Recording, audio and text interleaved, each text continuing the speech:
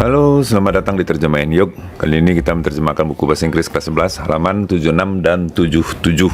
Nah, ini dia membangun pemahaman terhadap tugas atau materi kita ini, yaitu sebab dan akibat. Apa itu sebab? Nah, ini pemahamannya. Sebab itu adalah alasan atau motif dari sebuah tindakan. Itu satu. Yang kedua, dia itu menjadi alasan sesuatu itu terjadi, ya. Kenapa sesuatu itu terjadi? Yang ketiga, sebab ini terjadi di awal. Jadi awal-awalnya sebabnya dulu. Nah, itu dia. Lanjut, contohnya di sini adalah hari hujan. Nah, tuh. Efek, akibat ini pengertiannya adalah hasil atau kesimpulan dari sebuah tindakan atau kejadian, ya. Yang kedua, apa yang telah terjadi, ya. Yang ketiga, terjadi dikarenakan sebab.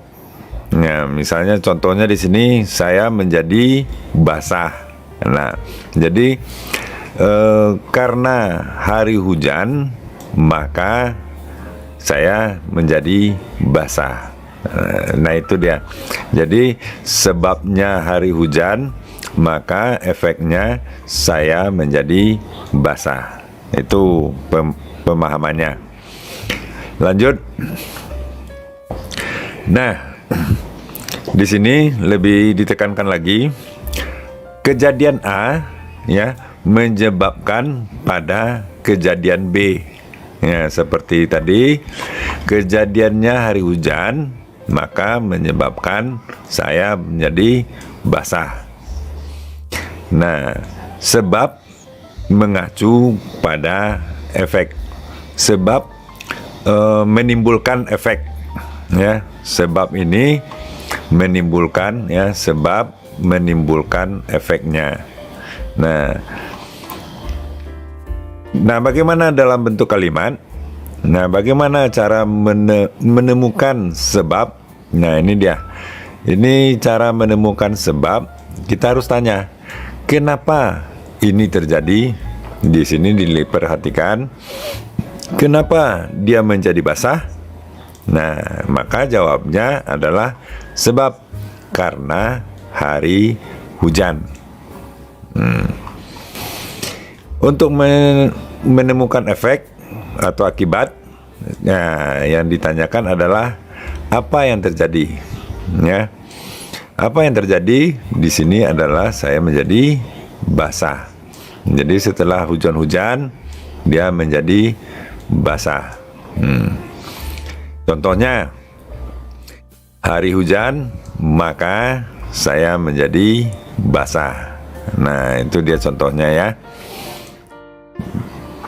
Nah, sinyal kata-katanya atau kata-kata yang sering digunakan dalam menanyakan atau berbicara tentang sebab. Nah, ini dia, kita menggunakan kata-kata berikut ini. Maksud sinyal words ini adalah karena kalau ada kalimat-kalimat ini, ya, artinya biasanya setelah kalimat ini adalah sebab. Nah, begitu juga dengan kata-kata akibat.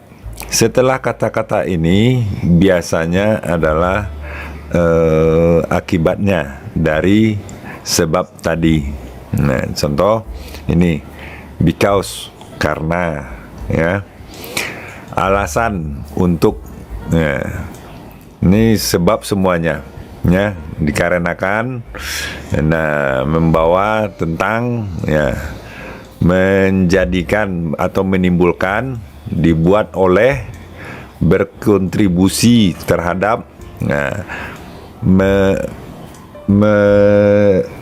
menyebabkan, led to, due to sama untuk alasan ini ya, unless artinya adalah kecuali ya, biasanya itu diiringi dengan kalimat yang sebab.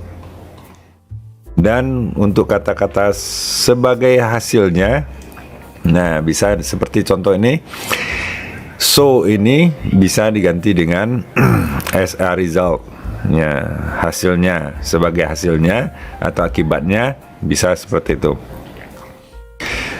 Kemudian bisa juga hence, demikian juga ya, hence ini kalau diartikan katanya dikarenanya atau karena itu, sama dengan ini untuk alasan ini ya, therefore, oleh karena itu, hasilnya, outcome bukan outcome ya, outcome.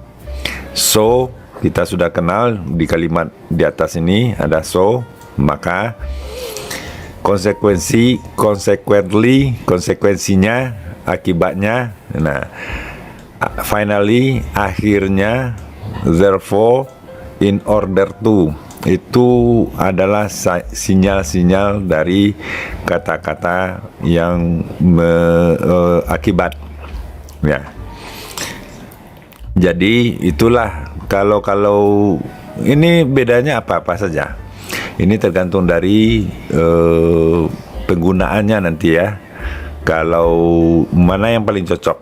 Nah, apa beda because, the reason for, bagaimana penempatannya nanti, nah itu nanti kita pelajari di pelajaran berikutnya. Nah begitu juga dengan yang ini, apa beda as a result, then, hence, dan sebagainya ini.